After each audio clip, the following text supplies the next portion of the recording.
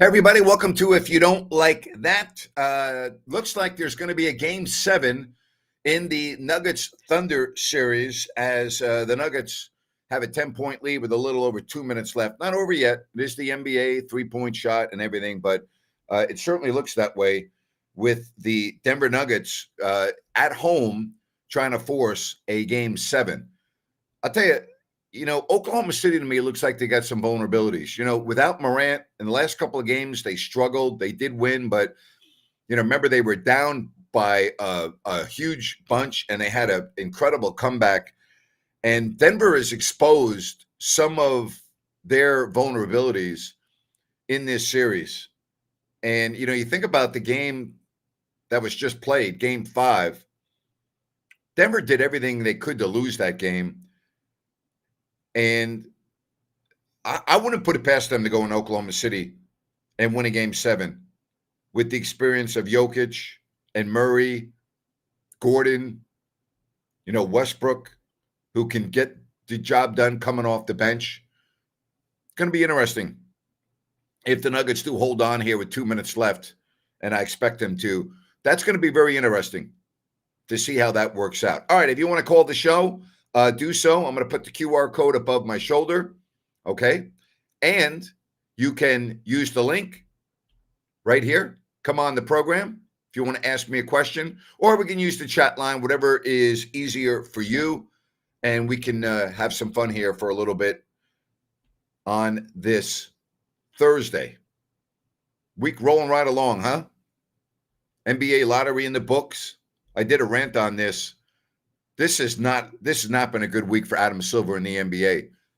All the talk of conspiracy, national media making fun of the NBA. Gee, you see the worst trade in NBA history, which, by the way, it's way premature to call that the worst trade in NBA history.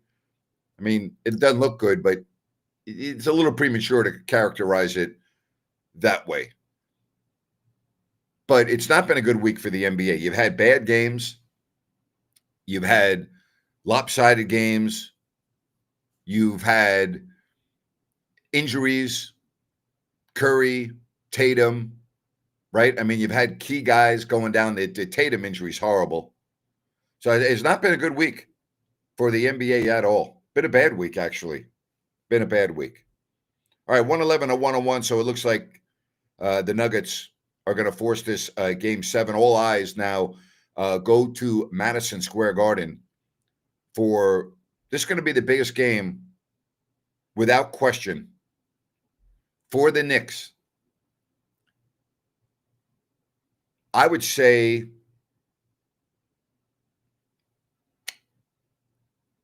I'm trying to carry in decades. This will be the biggest game at Madison Square Garden that the Knicks have played coming up tomorrow. That game 6 at MSG, you'd have to go back. I'm thinking probably to the Knicks Rockets final series during that year, right? Where that was the shortened season. I can't remember a game at Madison Square Garden other than game 7 of the Rangers and the Canucks in 94, which, by the way, we're talking about the same year that the Knicks and the Rockets played, but that was a shortened season. But still, I can't remember a game that's going to be this big at Madison Square Garden in a long, long time. Patrick says, I hope they feel the gravity of the situation and come out playing strong. Well, Patrick, if not, there's something wrong with them. So I can't imagine that being the case. I know that the last game at Madison Square Garden, where they came back home up 2-0 game 3, was one of the most perplexing games of the year. But, I mean, there's just no way they're going to come out flat tomorrow. There's just no way. That doesn't mean they're going to win, but they're not going to come out flat. And if they don't win, do we assume that they're not going to win the series? I would assume that. Although with the way the series has gone, I guess you can't assume anything. But if they lose game 6, I think they're in trouble for game 7. But we'll see. We'll see. Indiana's loving this. They're sitting back, getting rest. Minnesota's loving this. They're sitting back, getting rest. As Denver and OKC look like they're going to get ready for a game 7. I give the Nuggets a lot of credit, man. They just know how to win. They know how to play in big games. It's a good job by them. It's a good job by them. So, you think about a game 7 in Oklahoma City, all the pressure's on the Thunder, number 1 seed. They're expected to win. You got the Nuggets, Jokic, Murray, who have done it before with Gordon. I mean, I'd almost make the Nuggets the favorite in a game 7. I don't think the home court is going to be that big of a deal to Denver. I don't think they're going to be fazed by the crowd in Oklahoma City in a game 7. That's not going to bother them. That's not going to bother them. Should be a hell of a game if the Nuggets can close this out with under a minute left. All right, if you want to call the show, you got the link. You can use the chat line. We can do it that way as well. Hope you're going and enjoying hockey, the NBA playoffs. You got the PGA, which is going on. Said Knicks against Rockets, game 4, 95 finals. Win with Coach Riley. Again, you have to go back a long ways. Baki says, even if they lose game 6, I have them as a favorite team in game 7. New York's a good road team. We saw that this regular season all the way to the end. Yeah, but I can't see how they would be the favorite in a game 7 at Boston after losing games 5 and 6 if they were to lose game 6. I don't think they're going to be the favorite. You might have them as the favorite. I don't think they would be the favorite. That would surprise me, Baki. I don't see how you could say they'd be the favorite. All right, again, the PGA Championship, round 1, Quail Hollow. Did you watch it? Your thoughts as the second major of the year? 7 under, Vegas shoots a 64. 2-shot lead over Gerard. I'm looking at, some of these other scores because I only watched a little bit of round 1. And I think that, you look at some of the favorites coming in like Scheffler, Morikawa, McIlroy. Scheffler is still right there. 2 under, 68. 7 under is a hell of a score to open up the PGA in round 1. That's pretty big. DeChambeau, even par. Schauffele, +1. You look at these scores, and I think the biggest surprise was Rory McIlroy at 3 over. He's going to have to shoot a 63 or a 64 tomorrow to be around for the weekend, or a 65. I mean, he's already 10 shots back after the first day. Very, very surprising. Very surprising. All right, NBA. A lot of comments on that. We'll get back to it. Would Denver be the favorite? Would they be the favorite coming up in this game 7 in Oklahoma City? I think they probably are, right?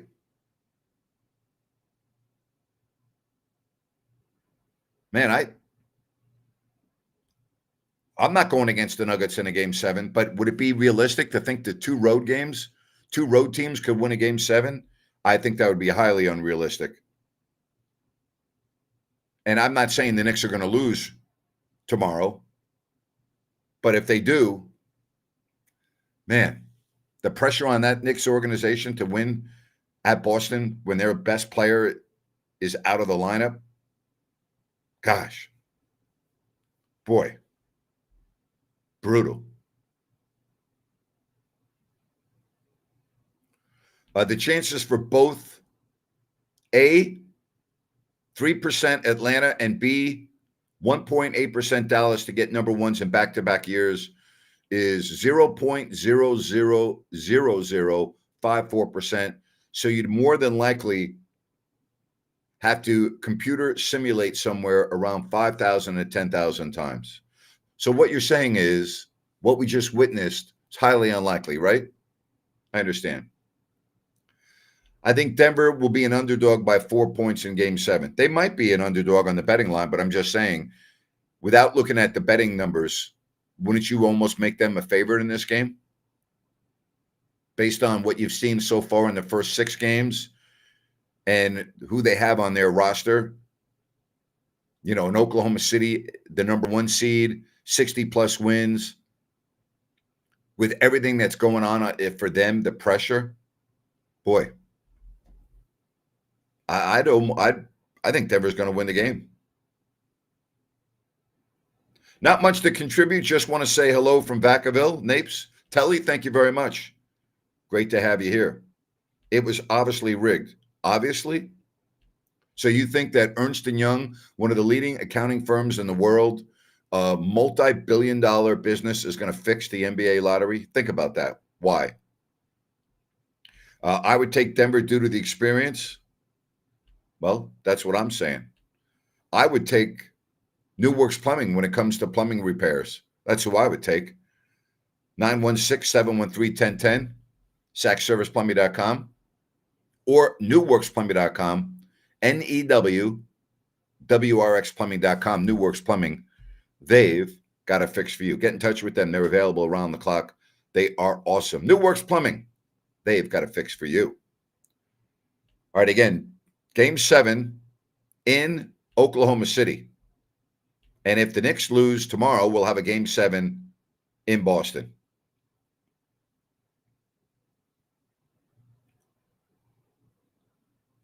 Said in Dallas, tried to make the playoffs.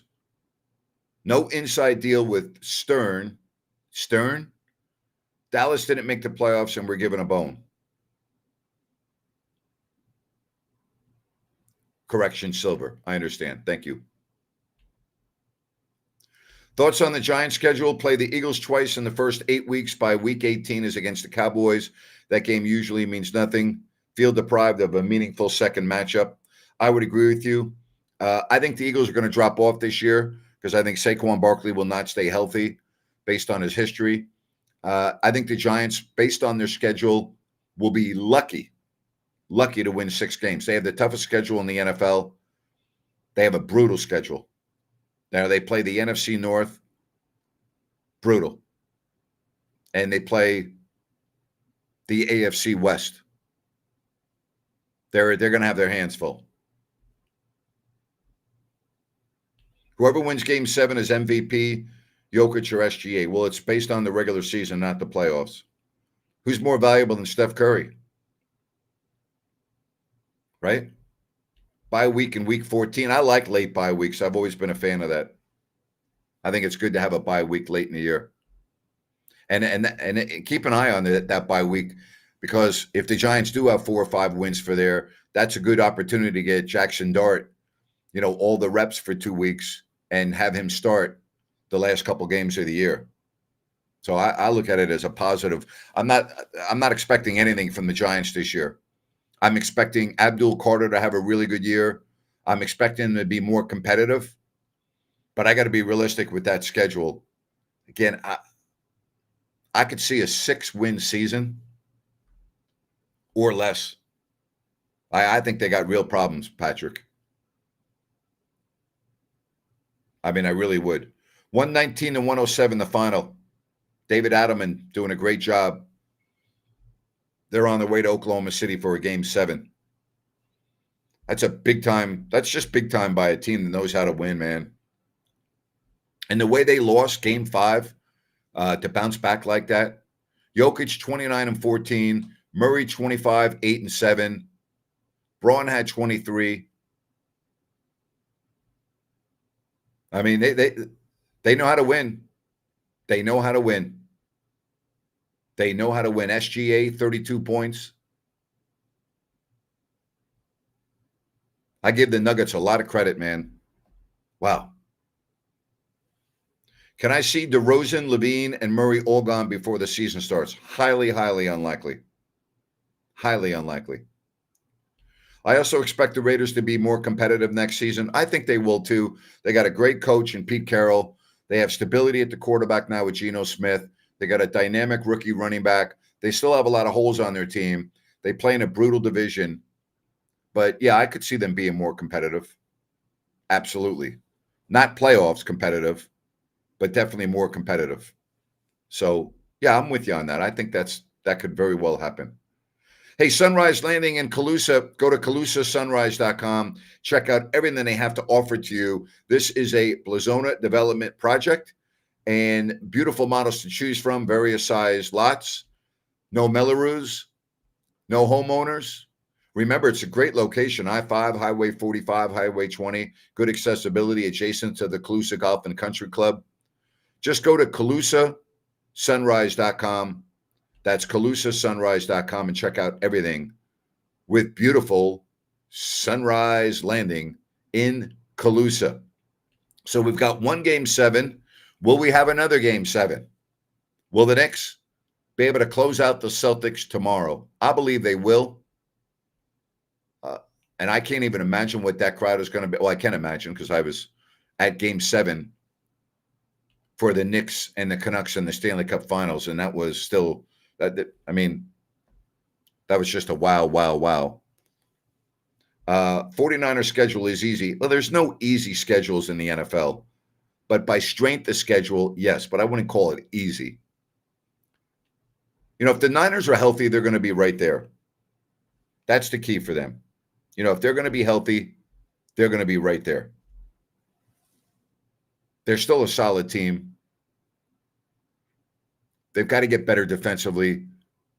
I think they will. McCaffrey's got to stay healthy. Obviously, a different look at the receiver position with Debo gone and some other changes. But they're still good. They're still good. But I wouldn't say their schedule is easy. I don't. There's nothing easy in the NFL. So I don't agree with you there. I wouldn't call it easy. I would just say that they have a chance to resurrect themselves from last year and at least be relevant. I think if the reason why I say this about the Eagles, I'm looking at Saquon Barkley's history, and I'm looking at him staying healthy all of last year, and he was instrumental in the Philadelphia Eagles' success. The running back position, in his history, I don't see him staying healthy. And I think without him, if that were to happen, the Eagles are going to have a lot of problems. And when I mean a lot of problems getting back to the Super Bowl, they might still be a playoff team. I don't think they would finish ahead of Washington in the East. So I'm looking at the 49ers. Do I think they're better than Washington this year? No. Do I think they're better than Detroit this year? No. Do I think they're better than Green Bay this year? Maybe not. What about within their own division? I think they have as good a chance as anybody.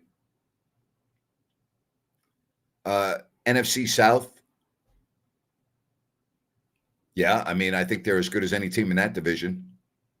So we'll see. That's why you play the games. Who's going to be their starting quarterback in Cleveland? That's going to be very interesting as we get through the summer. That is going to be very, very interesting to keep an eye on that. That's going to be fun to watch. That's for sure. You talk about a snake bit franchise, the Browns.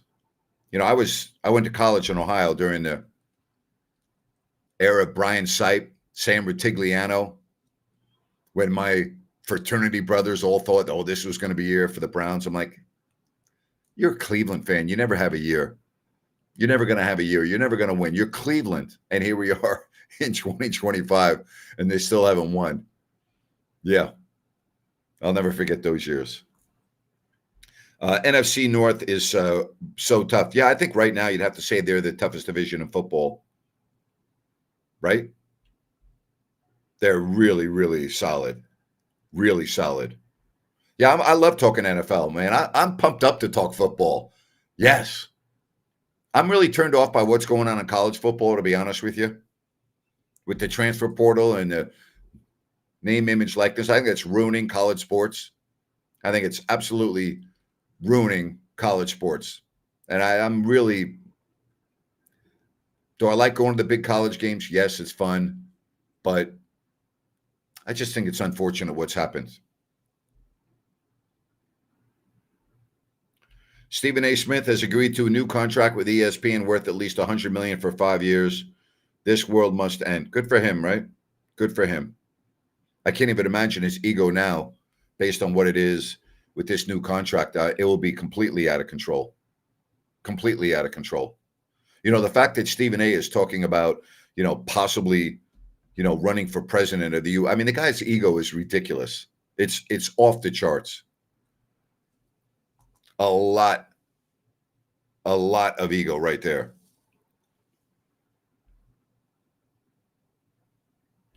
Get Stephen A. won't act or run for president anytime soon. No, I don't think he's given up $100 million. I don't think so. And I would say that he would have zero chance in that arena. Unbelievable. Seriously. What a country, huh? What a country. Baki, you live in Serbia. Every country has its own problems, but boy, only in America, Baki. I'm shaking my head, my man. That's all. I'm just shaking my head. That's all I can do. I should, Baki, what else am I going to do other than shake my head, man? 100 million big ones. Incredible. I never, ever turn on ESPN unless it's a live event. I can't remember the last time I watched anything on ESPN that's not a live sporting event. I don't even watch my buddy Russo. I watched some clips that they put out on social media of him going crazy, but I don't even watch that show. There's only one show on ESPN that I would watch, only one, and that's Pardon the Interruption with Michael Wilbon and Tony Kornheiser. If I were going to watch anything, that's the only show I would watch. Those are the only two guys I respect on the whole network. That's it. I wouldn't watch anything else. I only watch a live event. Speaking of big college games, rumors USC is going to pull out of their Notre Dame rivalry. As an Irish fan, it's sad to see a great tradition die. That would be horrible.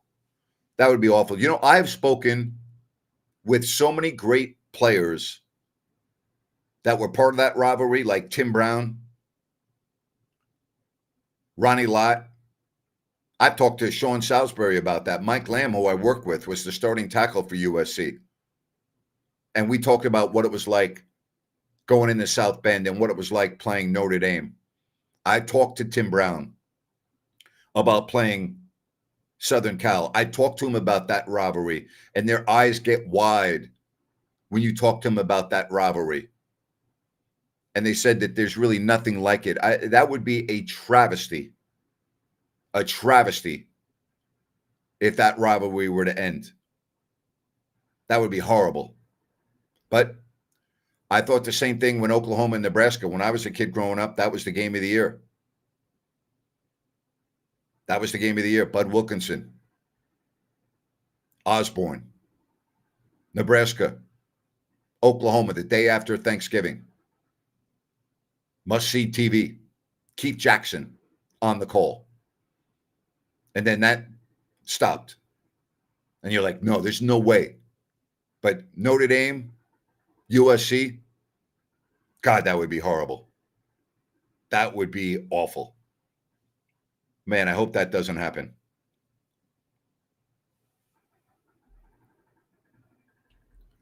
Hey, Grant, I get my sports feed from you guys. Quit watching ESPN 7 years ago, except for Kings and Raiders draft picks. Thank you, Paul.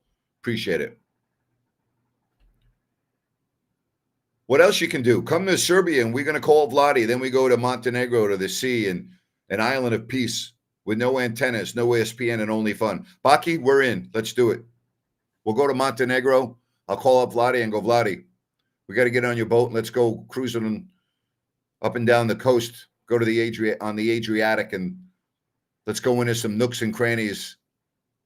Go to some good restaurants. Have some fun. Yeah. Sounds good to me, Baki. You in? Let's do it, man.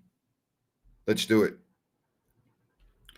Do I know David Adelman well? You think he will get a full-time head coach in the NBA?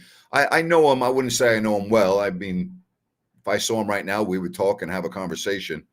Yeah, he'll 100% get a full-time head coach job in the NBA. He'll be the head coach of the Nuggets after this, and he would have been a head coach anyway. It was only a matter of time before he got a job. Sounds good, huh, Baki? Yeah, man. I'm with you. Yep. Yep. Lustitia Bay. Lustitia Bay. That's where we're going, Baki, in Montenegro. Lustitia Bay. Look it up. Spectacularly beautiful. Like beautiful.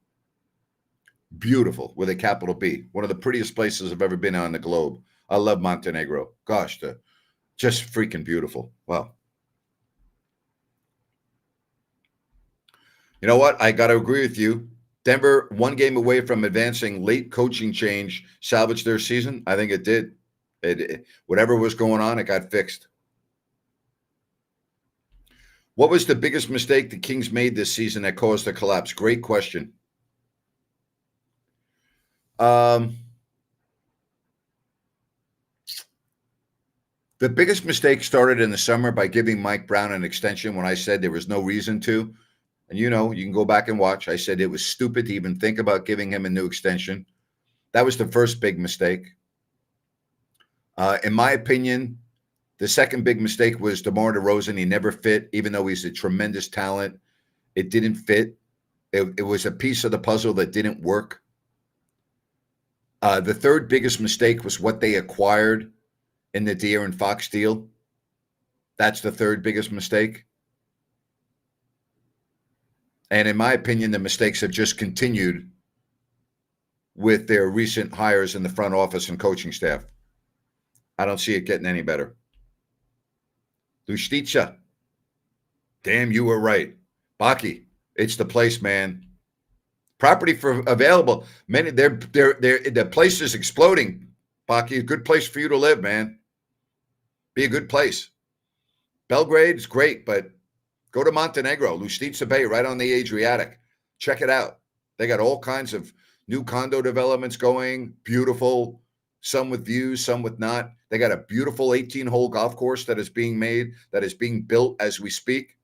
A championship golf course designed by Gary Player. Check it out, Baki. Go online and check it out. Great. I mean, it's freaking great. Baki. Check it out, Baki. Check it out. It's right down the road from you, as you know. You can get there in a jiffy. 45-minute drive from Dubrovnik. You kidding me?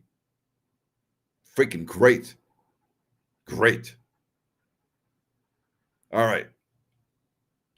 Baki, and if you don't like Lustitia, there's something wrong with you. You can always call Connor at Element Mortgage, Baki. He probably can't help you with real estate over there, but he can certainly help you find property here.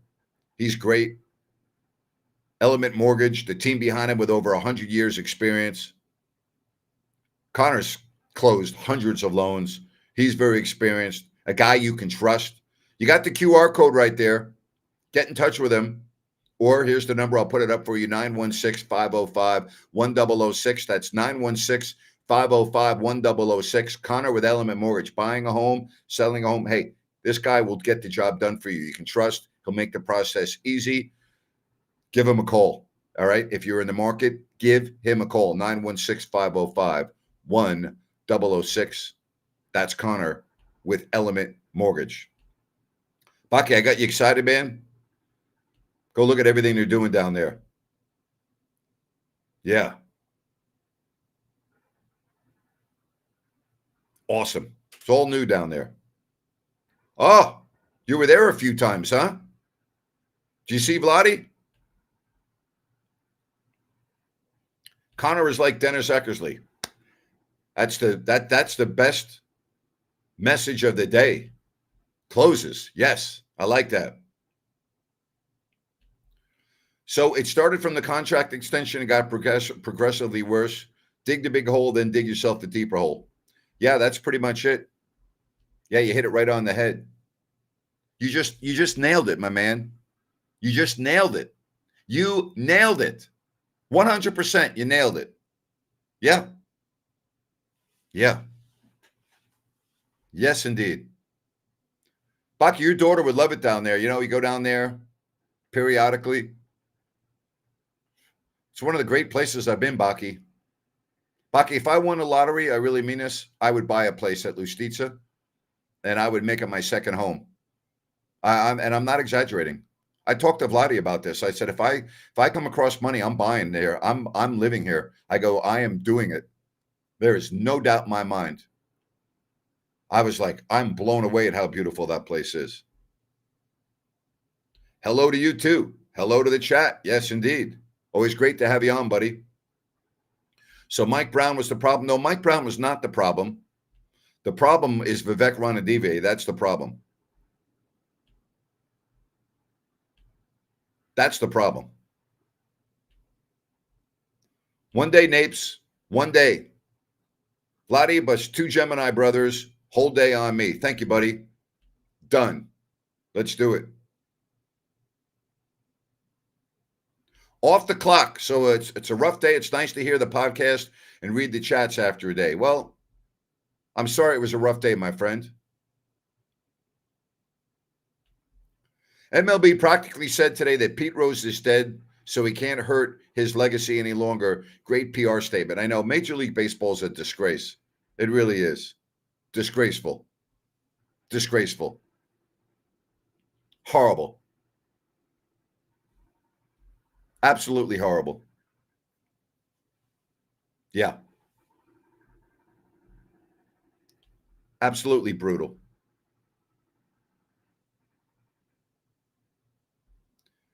Can't blame Brown for taking the contract. I didn't blame him. I can't blame Doug Christie for doing what he's doing. I'd be doing the same thing. I don't blame Scott Perry for taking a deal, which will be his last of his career. Why not? Someone wants to pay you a lot of money, go work. Yeah. So I don't begrudge any of these people for taking the money. Cowboys have 4 Thursday night games. The Vikings have back-to-back games in Europe. I know the back-to-back games in Europe is very strange. That's just crazy to me. Here's something else, Cody. Washington plays 3 games this year against teams that are coming off a bye. And their fourth, when they have a bye, I think it's Denver, if I'm not mistaken, Baki. They're also coming off a bye, or excuse me, Cody. They're also coming off a bye. But 3 other weeks, Cody, think about this. Washington plays a team coming off a bye. That's not fair, is it? Yet you're playing 3 games against a team that has an extra week to prepare. That's not right. That's just not right. Do you agree with me, Baki? I mean, Cody? That doesn't seem right, Cody. That doesn't seem right. It just doesn't. I saw that. I'm like, wait a minute. No, Paul. I know you weren't referring to me. I didn't take it that way. I just said you were speaking in general terms, and I took it as such. And I just wanted you to know that I feel the same way as you do. That comment was not directed at you, buddy. I understand. Well, that's tough. Is that tougher than your day at work, or was your day at work tougher than that? Oh, for a team. Yes. Yes, I understand. That's not fair, but Mike North says if a team gets screwed one year, it won't the next season. Yeah, but tell that to Washington. That just doesn't seem like fair scheduling to me. You know, that does not seem like very fair scheduling. Thoughts on the NFL playing in Germany, Brazil, etc. I hate it, especially Brazil. There's no reason to be playing in South America. Stupid. You got Kansas City and the Chargers opening up in Brazil. Why? Why? It's absurd. Like, what the fans in Brazil deserve the National Football League there? Really? Why? Why? I hate it. I hate it. And you saw how bad the field was last year. What an embarrassment that was. Okay, folks, Game 7 lock. Great to talk to your brother, Napes. 5:35 a.m. I wish you all a great weekend. It was my pleasure. Good night from Serbia. Dobro jutro, Baki. Good night or good early morning, my friend. Thank you. Get some rest, buddy. Get some rest. Get some rest. 5:35 in the morning. That's a true fan. Watching Game 6, Nuggets, Thunder, then turning on Napes, seeing what's going on the stream. That's big time right there. That's the fan of the day, Baki, over in Belgrade. Gotta love it. I love Serbia. Love Belgrade. I love that whole area. Croatia's great. Montenegro's great. Love it. Gosh. Everybody's saying good night, Baki, or good morning. They love you, Baki. Everybody. Yes. I love having people watching the stream around the world. You know, when we do our Kings programming, I got people in the Philippines, Australia, got Eduardo in Chile, got the folks like Baki in Serbia. I got other folks watching over in England, Seoul. I mean, I love that. I love having a worldwide audience, man. I love that stuff. Love it. Love it. Baki is a real one. Baki is a real one. Love Baki. He's a real basketball head. Yes, he is. Yes. Yes. Love it. All right. I want to let everyone know I will not be doing a show tomorrow. I got a travel day, so I've got a travel conflict, so I will not be able to do the show tomorrow to head you into the weekend. And that bums me out because, like, I would love to be able to talk about the Knicks and the Celtics, and if the Knicks lose, I'd love to be able to take Patrick off the ledge. You know? Don't worry, Patrick. I'm with you, buddy. I'm with you. I'm with you. Don't worry. I got you, buddy. All right? It's all there. All right, so tomorrow, no show. I hope you have a great weekend, just like Baki. Baki, get some freaking sleep, would you please? Good Lord. I don't know how the guy lives. I really don't. What do I think about the Saints getting 0 primetime games this season? Why would you want to watch the Saints play in prime time? Just like the Giants, they don't deserve to be in prime time either, and yet they are. I'm with you. Yeah. Paul, D. Johnson beat you up on the ground in 7th grade, huh? Or in the late 70s? You said, oh, D. Johnson says, great. You know, in the 70s during elementary school, Paul beat my ass on the blacktop. It was an awesome whooping. Paul was tagging me with left jabs. How about that? D. Johnson there. You know what? Late 70s on the blacktop. Love it. And then here's Paul. D. Johnson. Ha ha. How you doing, man? Great, Paul. So this is really this is a true story. How about you? Patrick says I'll need Nick's therapy tomorrow. So Paul and D. Johnson scrapping in the late 70s in elementary school. How about that? Good stuff right there. See, we reunite people here on If You Don't Like That. We reunite people. We talk traveling. We got people all over the world. We got combatants from the blacktop in the 70s hooking up here on If You Don't Like That. I love it. True story. Well, I believe you can't make up a story like that. Can't make up a story like that. I love that. That gets me pumped up for the weekend. Ah, I love that. That's great. The late 70s, blacktop, grade school, couple of left jabs. I had my share of scuffles in grade school too, man. PK disappeared. I don't know what happened to PK, man. Maybe he's so bummed out after the lottery that he can't function, you know? Maybe he's in New York visiting his girlfriend who works for the Mets. I mean, I don't know what happened to PK. You know? I'm like wondering the same thing. We haven't had PK all week. I'm worried about him. But maybe he's in New York, but they got the internet in New York, right? Patrick's in New York. Patrick's on the stream. Why can't my boy PK be on? Yeah. But you're right, he disappeared. I'm just thinking he's having withdrawals after the lottery on Monday. He probably can't function. Probably can't function, you know? Mapes, do some play-by-play on the blacktop scrap. That's how I got my start. I used to do play-by-play on the blacktop at Split Rock School in Syosset, New York, my friend. 3rd and 4th grade I started. I lived right next to the school, and I would run home, make my grilled cheese sandwich on the Skittle, eat it, going back. I ate it on the run, reserved the basketball court for my buddies who had to eat in school because they took the bus to school. And when you did that, obviously you ate in the gymnasium. And they'd come out, we'd play basketball, and I'd be playing and announcing at the same time. That's where I got my start, doing play-by-play on the blacktop. Split Rock School, Syosset, New York. Good memories, my man. Good memories, my man. Oh, I didn't know Paul's a redhead too. He was tough as nails. D. Johnson, I didn't know that. Good information right there. Man. Grant D. Johnson was raised in Greece in the 70s. Good for you. I was only in Athens. I want to go to the islands. I'd love to be able to do that. I loved Athens. What a matter of fact, I was there with Vladi and a whole bunch of other guys.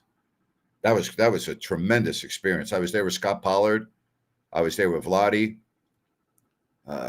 Glenn Rice was with us. A lot of the European players that Vladi played with in the Olympics from Yugoslavia were there. Oh, it was great. Oh, that was freaking awesome. Split Rock on the blacktop. Love it. Yep. Split Rock School. Me and Mad Dog playing in those games. Christopher Mad Dog Russo was in those games. And me and Dog would be playing all kinds of games at Split Rock. Played stickball against the big brick wall, take our chalk, make the square for the strike zone. Yeah. Split Rock School, man. I used to, gosh, thousands and thousands and thousands and thousands and thousands of reps with my lacrosse stick against a brick wall. Right, left, quick stick, take it, wind up into the backstop, pick up the ball, go back to the wall, quick stick, all day long, man. Yeah, good old Split Rock. Love it. Love it. Excuse me. I had a Glenn Rice Hornets jersey. He was great. He could really shoot the rock, couldn't he? He could really shoot the rock.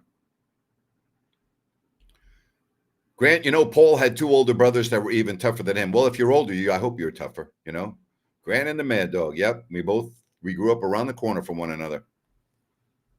I was at Dog's house a lot. We used to play stick hockey in his basement. That was great. All right. So no show tomorrow. Hey, Paul and D. Johnson, I'm glad you guys were able to hook up, man.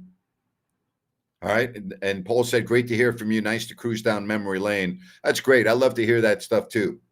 That's good stuff. You all take care. Thank you very much. Really appreciate you. This is a fun show. Easy. Not a lot going on. We got some game 7s. We got a game 6 tomorrow. I love it. Talk to you soon, everyone. Thank you very much. Stay safe. Okay. Bye-bye now.